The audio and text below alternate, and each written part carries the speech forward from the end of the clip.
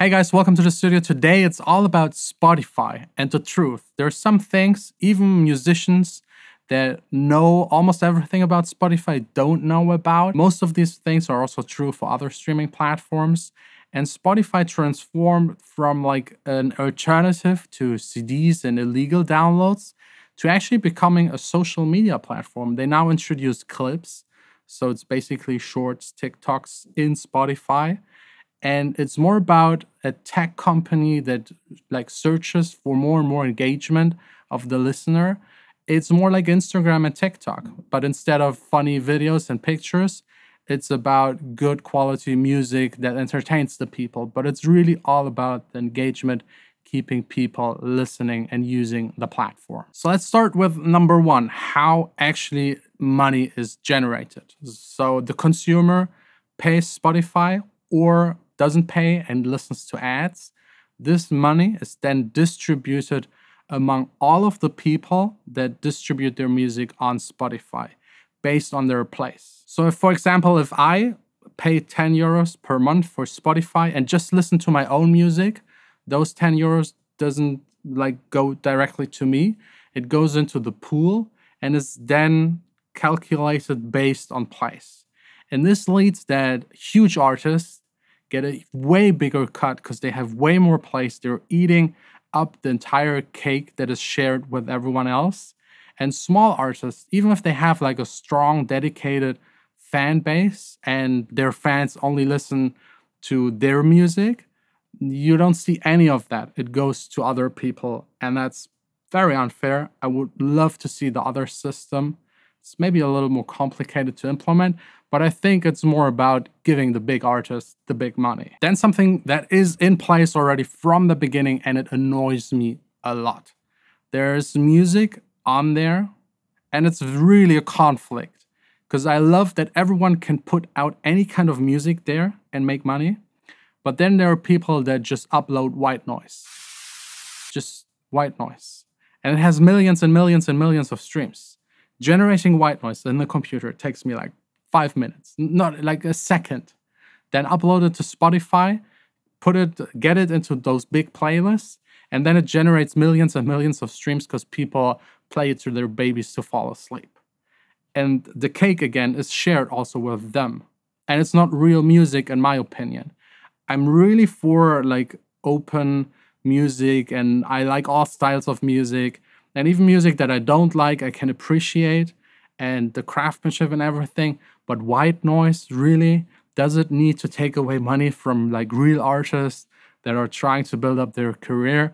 I think it's unfair. It's really unfair. The solution would be to either ban those kind of things or at least give them less revenue, because it really, like, it pisses me off. I'm making music for 15 years, and that one white noise track generates more money than I did in all of those years on Spotify. It's crazy. Then number three, we got the big conflict. Spotify, at the very beginning, I remember when I like first uploaded my music there, I called someone in Berlin. They had like a small place there, an office with like 5-6 people. And I just told them, hey, I got a new release. I'll put it out exclusively for 2 weeks on Spotify. Is there something we can do about it? Can you help me support the song? They listened to it. They liked it.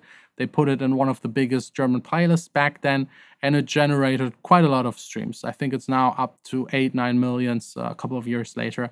So that was nice. That was the beginning, a start to a career that was for the very first time not frustrating. And for that, I love Spotify. But then a couple of years later, you could buy shares. The big major labels bought most of the shares and are now deeply embedded into the decision process of Spotify.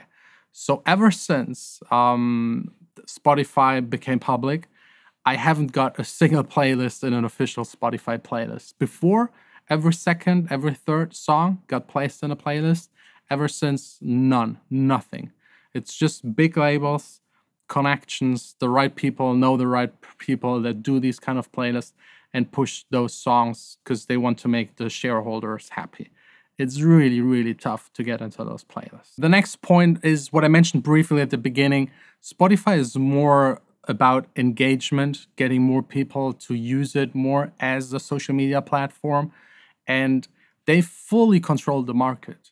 Like, for example, my wife, she just opens up Spotify, clicks onto chill house playlist and listens to it. She doesn't care what kind of music is in there, what kind of artist made which kind of song. It's totally pointless. Like, she just doesn't care. She just listens to that kind of music. So Spotify has a whole lot of power. They decide what kind of music is being listened to. 100%. It's very strong. It's like the radio used to have this kind of control back in the days, but they only had the control for the major pop music. The underground kind of scene had other methods and they worked. Now with Spotify replacing both of these, it just doesn't work anymore. It's really, really hard to get into the playlist. It's really hard. And they have too much power, which I think is always a bad thing. Yes, you have Apple Music and could be placed in those playlists, which is a little easier, but Spotify has such a big market share. It's crazy. If someone at Spotify hates you, and I think this video might also lead to this, you won't get any placements. So what's the solution? Like, the system is as it is. We won't change it. I also partially understand it. It's a company. They need to make money.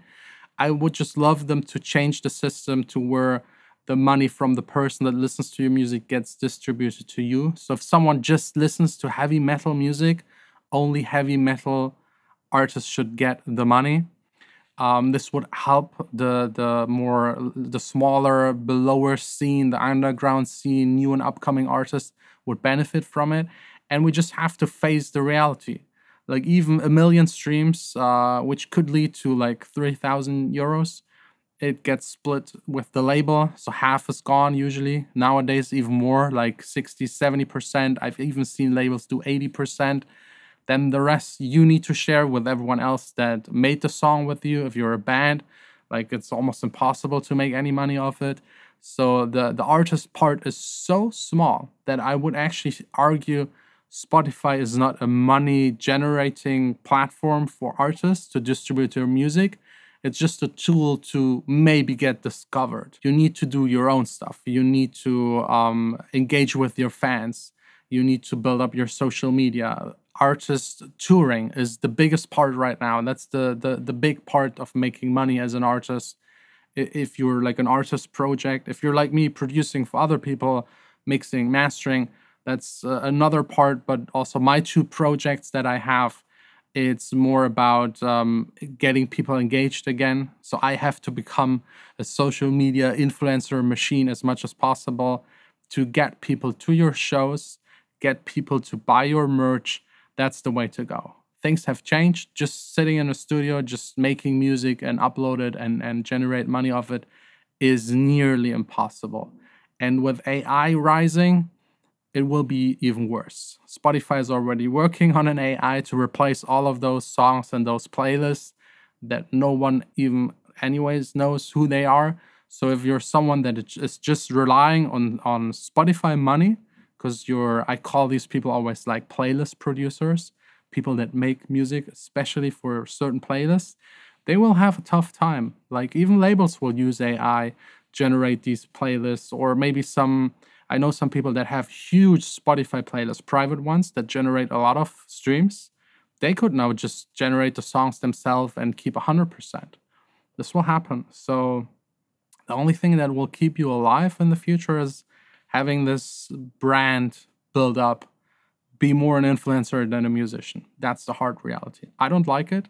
You probably don't like it as well, because a musician just wants to sit in the studio and make music and maybe play live in front of people, but it's part of it. That's why a whole lot of people that are actually influencers, mostly, are more successful right now than real musicians. It's not good for the music, but it's the way it is. You need to adapt, otherwise you're left behind.